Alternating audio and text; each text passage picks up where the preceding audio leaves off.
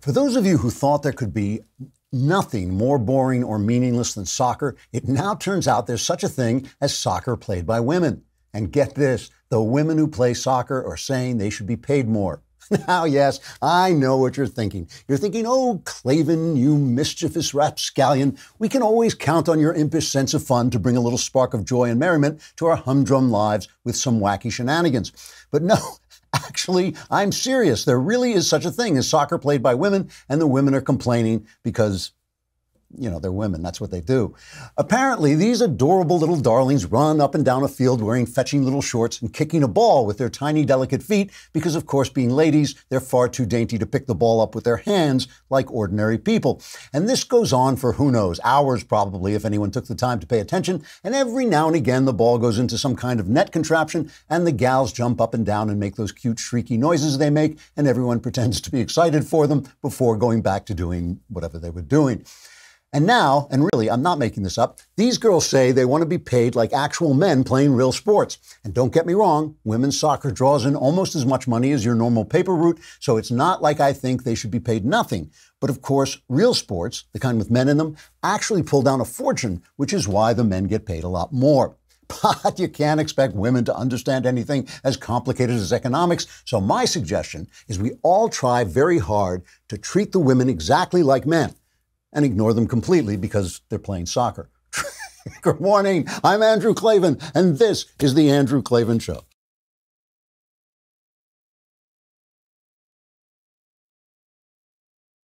Winging, also singing, hunky-dunky-doo. Ship-shaped, ipsy-topsy, the world is zippity-zing. It's a wonderful day, hurrah, hooray! It makes me want to sing. Oh, hurrah, hooray! Oh, hooray, hurrah! I dedicate that opening to my friend Owen Brennan over at Madison McQueen only because I know it'll drive him up the wall. All right, one of the best reasons to tune into this podcast, aside from having your life brightened by the sight of my fabulous face, is to hear tomorrow's news today. Yesterday, I told you to watch how the Epstein sex abuse case was handled by politicians and the press so you could see history being rewritten in real time. I told you the Democrats were going to try to make the whole case about Labor Secretary Alex Acosta and thus Donald Trump and try to bury the deep connections Epstein had with Bill Clinton and the entire Democrat Party. Like the Harvey Weinstein story, the Epstein story so far is the story of a big-time Democrat donor who abused young girls and others nearly with impunity. If Trump was involved, shame on him, but the story as it stands is another Democrat donor sex abuse case a la Harvey Weinstein. So all that is playing out exactly as I foretold, and now I'm going to tell you what will happen next. The coverage will quickly devolve into a finger-pointing match laced with salacious details about sex abuse. If the law dogs do their jobs, maybe Epstein will do some time, that'd be great, but the real story, the deep story, which is the persistent, continual, widespread sexual abuse of children by men and some women with lots of money and power is going to go back underground and vanish from sight. Children in trouble like this only become news when the left can use them for political purposes. If they can attack Trump's attempts to secure the border, or give the Catholic Church a bad name, or take out a Republican candidate who did something wrong, then we hear about abused children. But when it comes to the persistent, organized, widespread sexual abuse of underage girls and boys, the story always dies. Now, let me put this as clearly as I can. Pretty young girls like rich, powerful men, and rich, powerful men like pretty young girls. I'm not trying to indict human nature. I'm not trying to scour history and pinpoint some mistake this guy or that guy made in his life with a girl under the age of consent. I'm talking, again, about the persistent, organized, underground, underreported, widespread use of young people for pleasure by straight and gay, powerful people of any and all political persuasions. We know, yes, it happened in the Catholic Church. The Southern Baptists have reported on it, and those instances are particularly awful because they give religion a bad name. But I am virtually certain this is one of the most widespread and underreported stories out there right here in Hollywood. And I'll bet the same is true in New York and Washington and other power centers as well. The thing is, I myself do not have the reporting power. I don't have the money or the manpower to go after this story as it deserves. I only have the platform to ask certain questions. How come this Epstein case has been around since 2008 and no one's followed up on it until now? Why do kids keep coming forward in show business with allegations of abuse and then disappearing from the front page? You remember that Disney girl I told you about, I think it was last week, Bella Thorne? How come only right-wing outlets like The Blaze and Breitbart and Me covered that? How come no one at the LA Times or Variety followed up on her claims that she was abused all that time and asked more questions? I've sent her an invitation to come on here, but I doubt she'll show up. Why didn't alarm bells go off when Harvey Weinstein and the rest of Hollywood elites rushed to the defense of Roman Polanski, a man who shrugged off the fact he drugged and sodomized a child by saying, well, we all like young girls? The answer has got to be that everyone knows this is going on all over and no one wants to touch it. The people doing the abusing are too powerful, too connected, and the news outlets don't want to lose their advertising, and the people who want to do the reporting don't want to lose their jobs. Listen, if I could reach out my right hand and put it on the throat of each man who abuses a child for his amusement, every damn one of them would be dead this very day. I can't do that. But at least we can all keep an eye on these stories, watch how they're reported, and try to keep them from vanishing mysteriously every time they arise. All right, we're going to talk about that more, and then we're going to have the mailbag, which will solve all the problems everywhere later on in the show. But first, there it is. I knew I was waiting. I was waiting for it to creep up on me. First, let me talk about stamps. Listen, I love the post office. I have lived off the post office my whole life, submitting stories, doing business on it. But I live in LA. The post office is about half a mile away. It takes me 40 minutes to drive there. I want what the post office does inside my computer. That's why I use Stamps.com. It's one of the most popular time-saving tools for small businesses. Stamps.com eliminates trips to the post office and saves you money with discounts that you can't even get at the post office. Stamps.com brings you all the amazing services of the U.S. Post Office right in your computer. Whether you're a small office sending invoices, an online seller shipping out products, or even a warehouse sending thousands of packages a day, Stamps.com can handle it all with ease.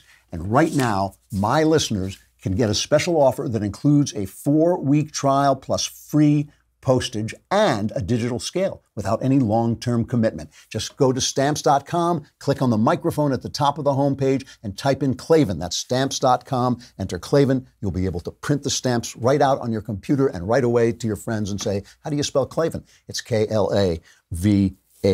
So, just like I said, the Democrats immediately moved to make this story about Alex Acosta. Alex Acosta is the labor secretary. He was a U.S. attorney over a decade ago, 2008, I believe it was, when a deal was made to bury this Epstein case. That it looks like a bad deal. It was a secret deal. It meant that he only spent 13 months in jail. During that time, he was allowed to work. And so here's Chuck Schumer reliably racing to the scene to make sure that this thing is somehow about Donald Trump. It was not just that Acosta failed to get it right in 2008. The evidence suggests he didn't care to. Accordingly, I'm asking 3 things. First, I am calling on Secretary Acosta to resign. It is now impossible for anyone to have confidence in Secretary Acosta's ability to lead the Department of Labor. If he refuses to resign, President Trump should fire him. Instead of prosecuting a predator and serial sex trafficker of children, Acosta chose to let him off easy. This is not acceptable. We cannot have, as one of the leading appointed officials in America, someone who has done this. Plain and simple. The president needs to answer for his statements he has made about his relationship with Mr. Epstein. In 2002, he said he'd known Epstein for 15 years and he was, quote, a terrific guy who enjoyed women, quote, on the younger side, unquote. Epstein was also reportedly a regular at the Mar-a-Lago Club for years. The president needs to answer for this, and I don't recall is not an acceptable answer in this case, particularly since President Trump appointed Mr. Acosta to such a powerful position. Now, let me tell you why Chuck Schumer's a scumball for doing this, okay?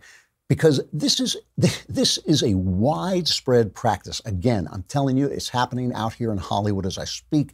I'm sure it happens in D.C. I'm sure this guy has done it all over the place. This is a big story. It is not just an opportunity for Chuck Schumer to stand on the abused bodies of young people in order to get his political will done. And I'm happy to say the Wall Street Journal, which is not that attached to Donald Trump and has far more reporting power than I have, confirms my instinct on this Acosta deal. It says they have a piece on the op-ed page today, on the editorial page. The innuendo here is that Mr. Acosta went easy on a sexual predator as a favor to the masters of the universe who were known to socialize with Mr. Epstein, including Donald Trump and Bill Clinton, who you noticed was not mentioned there at all, as well as his high-powered lawyers Alan Dershowitz and Ken Starr. So Democrats are now demanding that Mr. Acosta resign his cabinet post. But they go on to say there is nothing in the Epstein indictment by Acosta to indicate that Mr. Acosta abused his power or violated his oath as U.S. attorney. I was talking about this yesterday, but this is their reporting confirming what I said.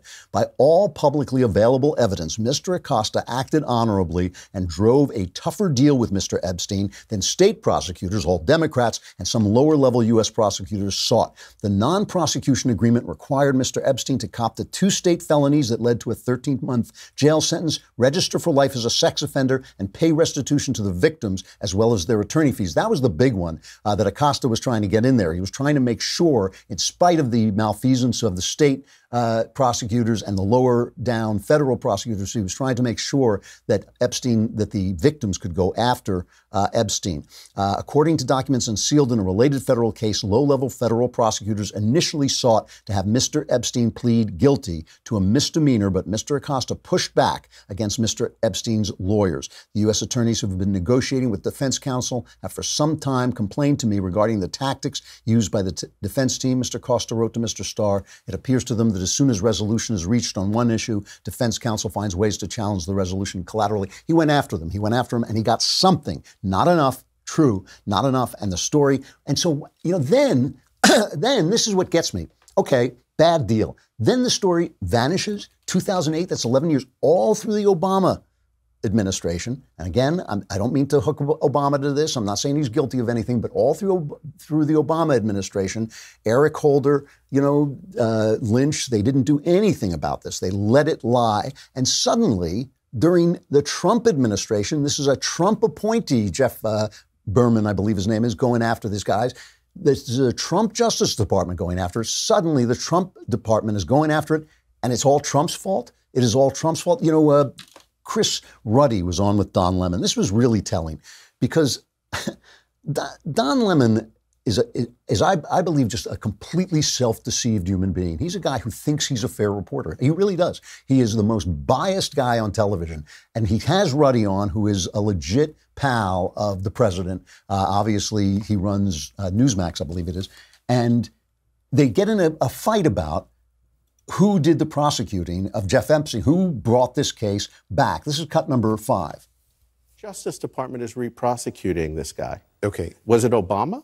Obama knew basically all the facts about Epstein that we know. This all happened with Epstein Justice before Department Obama even took office. This was 2008. Obama didn't take office until 2009 when he. But the plea agreement had already been made. Okay. And he had 8 years to fight this guy. When I have a friend of the Obama administration on, I will ask. So I'm asking you about this. And so I'm telling you, as not only a friend of the president, but somebody that is looking at the news and covering the news, Jeffrey Berman was the appointee of Donald Trump. The Southern District of New York is very aggressively pursuing this case. And the thing that I call so self-deceived about Don Lemon is he always says things like, when I have a friend of Obama on, I'll ask him about it. No, he won't. He won't. I mean, good for him for having Ruddy on. It's perfectly fair to ask Ruddy as a friend of the president. He comes on as a friend of the president. It's perfectly fair to ask him tough questions. But he'll never ask those questions. For 8 years, he never asked any questions. All I ever hear from Don Lemon is what a saint Obama was, this scandal-ridden, unconstitutional president. And now they're going after this story. And Ruddy asks him about it. He says, why don't you talk about Bill Clinton? Why don't you talk about all the Democrats? And it's always the same thing from Lemon. It's always, well, I've got you here, so I'm talking about that. But he never has anybody else on. He doesn't have the people on and ask them those questions. And I don't know if he thinks he does or not. All right. Let us talk about Lightstream, because if you're anything like me, you use credit cards and you do not think about the fact that you're spending money, and then one of these days, could be by the end of the month, your credit card bill is going to come up with a powerful, powerful interest rate attached if you don't pay. But you can get a credit card consolidation loan from Lightstream with rates as low as 5.95% APR with auto pay. That's lower than the average credit card interest rate of over 19% APR. And if you don't know how compound interest works, 19% is a stick in the eye. You can get a loan from Lightstream from $5,000 to $100,000 with no fees, no application fees, no origination fees, no transaction fees, no prepayment penalties. The rate is fixed, so it'll never go up over the life of the loan. Plus, you can even get your money in your bank account as soon as the day you apply. The online application is easy. You can apply right from your phone. Lightstream believes that people with good credit deserve a better loan experience, and that's exactly what they deliver. For my listeners, you can apply now to get a special interest rate discount. The only way to get this discount is to go to lightstream.com/Andrew, lightstream.com/Andrew. This is subject to credit approval. Rate includes a 0.50% auto pay discount. Terms and conditions apply, and offers are subject to change without notice. Visit lightstream.com/Andrew for more information. Okay, so let's talk about Trump for a minute. What happened with Trump? Trump didn't have this comment that he made many years ago where he said, this guy's a great guy, and he likes pretty girls as much as I do, and some of the girls are on the younger side. And there is information that he took one flight with him on this so-called Lolita Express, and I'm sure, they're going to go after that with everything instead of the 27 flights that Bill Clinton took and Epstein's involvement with the Clinton Foundation. But here's Donald Trump talking yesterday about his relationship with Epstein. Okay. I still think Jeffrey Epstein is a terrific guy. Well, I knew him like everybody in Palm Beach knew him. I mean, people in Palm Beach knew him. He was a fixture in Palm Beach. I had a falling out with him a long time ago. I don't think I've spoken to him for 15 years. I wasn't a fan. I was not, a long time ago. I'd say maybe 15 years. I was not a fan of his. That I can tell you. I was not a fan of his. So I feel very badly, actually, for Secretary Acosta, because I've known him as being somebody that works so hard and has done such a good job. I feel very badly about that whole situation. But we're going to be looking at that and looking at it very closely. Now, the problem with it for Acosta here, by the way, just on the side of this, is Jonathan Swan of Axios was talking about this, that the conservatives in Congress don't like the job that Acosta has done as labor secretary because he hasn't been aggressive enough in cutting regulations, which is part of one of the reasons the Trump economy is going so incredibly well is because of all this. And so there's a possibility that they will use this Epstein thing to throw him under the bus because they don't like the way he's doing the regulations. And that, too, would be a shame because listen, I want regulations cut. As far as I'm concerned, you can cut regulations with a match, right? Just set the regulations on fire and they're gone. That would be fine with me. So I'm all for cutting regulations. But it would be a shame if Acosta got nailed for something he essentially didn't do, which is mishandle this case, as just another way of deflecting from what this case is really about. Now, just to continue on Trump for a little while, it is said that Trump barred Epstein from Mar-a-Lago for his abuse. Chris Ruddy says that Trump, whenever he sees a troublemaker, gets as far away from him as possible, which is an interesting take. James Patterson, the famous thriller writer, was talking about, he was a big visitor at Mar-a-Lago, and he was talking about what happened between Trump and Epstein there. President Trump said earlier that he had a falling out with Epstein about 15 years ago. Do you know what that was about? Well, I know that there were some complaints about Epstein at Mar-a-Lago. And also, I spoke to the head of the spa there. And she said that, I said, did you ever meet Epstein? She said, oh, yes. She said he would come and he was inappropriate with some of the younger women there. And she said, I went to Mr. Trump and Trump threw him out of the club. That speaks well of Trump. I like to hear that. I like to hear that he's standing up for the women in his employ. That's Dana Perino, obviously interviewing James Patterson. But again, all these things, all this is politics. All this is politics. And the children, the little girls, I call them little girls. These were probably 13, 14, 15-year-old young ladies, they get lost in this because this is happening all the time. And listen, you know, the questions of consent shouldn't even come up because a girl that age doesn't know what she's doing. She's dazzled. She's overwhelmed by the power that she's dealing with. This is the responsibility of us to go after these guys. Now, there's people saying that Epstein was running more than just a sex operation. He was running a sex and blackmail operation. And that may account for some of the reasons this stuff disappears. As I keep saying, it disappears in Hollywood all the time. It drives me crazy. It drives me crazy because these child actors come out and they say, I was abused. And then Variety will run a little story saying, oh, people are nervous in Hollywood. Gone.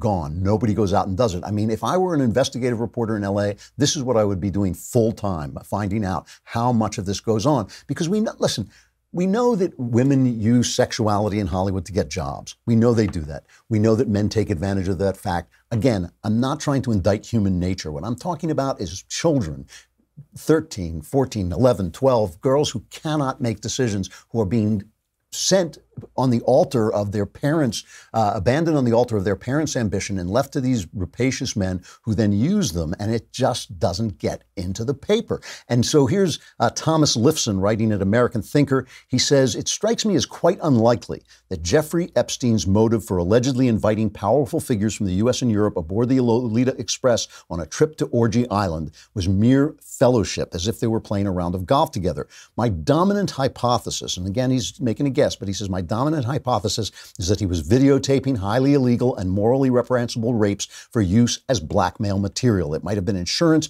against serious prosecution for his indulging in his own perversions, which would explain why his punishment the first time he was prosecuted was laughably light. And Ann Coulter backs him up on this. She says the same thing. My theory was that he was the concierge of this underage sex club, so to speak, and some wealthy men paid for this. But, you know, this is kind of a niche sexual fetish, underage boys and pedophilia. Girls. I mean, how many billionaires do we have here? Which makes me, and let me throw the other second thing that I think is very interesting about this case. Epstein, according to both the girls' accounts, he wanted them to have sex with powerful men, come back to him and report on it, describe what they wanted, what their fetishes were, and he had cameras throughout the house. So this is obviously for blackmailing purposes. It just seems to me there is something much bigger is behind this. And you know, yes, it's a niche fetish, but it's not as much of a niche as you would think, because all through history, I mean, it used to be, you know, Romeo and Juliet are like 15 years old. You know, it used to be that girls got married much earlier, and it's only civilization that has moved up the age of consent and really invented the concept of childhood. And it is that concept that I think there are powerful forces on the left. This goes beyond blackmail, goes beyond anything else, that are trying to normalize this.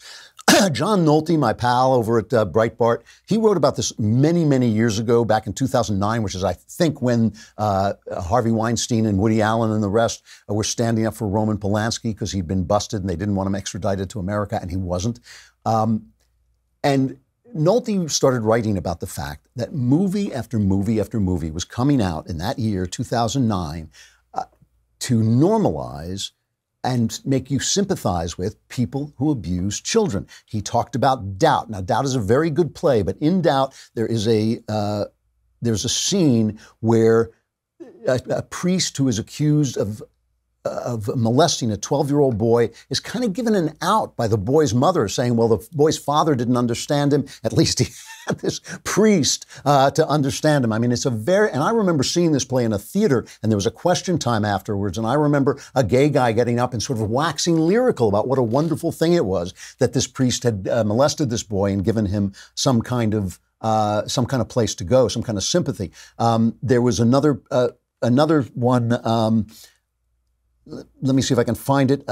Towelhead with Aaron Eckhart and Maria Bello. It's a film that Nolte says Roman Polanski might have seen many times while wearing a raincoat. The protagonist is a 13-year-old Jazeera, and the story surrounds her sexual abuse at the hands of a number of men, including Eckhart's Gulf War vet. Rather than the repeated abuse damaging the young girl, the filmmaker portrays the rapes and molestations as a healthy and sexually liberating experience. And here's the one that drove me crazy, was The Reader. Kate Winslet won last year's Best Actress Oscar, again reading from Nolte for her role in The Reader, in which she plays a sympathetic Nazi guilty of mass murder who seduces and then engages in a steamy sexual affair with a 15-year-old boy. I wrote about this too when this film came out, and I thought, what the hell are you talking about? The woman's a Nazi. She's a sex molester. I do not care about her. I don't support her. But this, Nolte believed, and he has a good case to make, that this is on purpose. I mean, we're having it now in California where they went to teach little children about pedophilia and pederasty. And when somebody went to complain, they said, this is done in this school district in California. They said, this is done because we're talking about historical perspectives of how gender relations and different type of sexual orientations have existed in history. Well, screw you, I mean, you are normalizing the abuse of children. The other day, I'm going to wrap this up because I want to get to the mailbag, but the other day, I'm on Twitter, where I'm under attack now. They're trying to get me thrown off Twitter.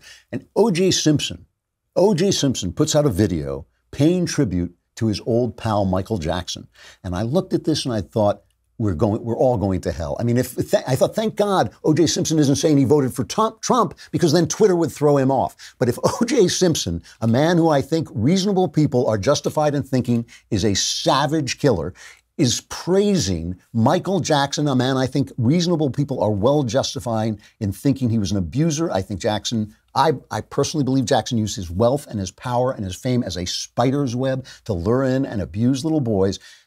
And I just thought, this normalization process. Nobody complained about this except our friend Michael Knowles, the only guy who pointed it out.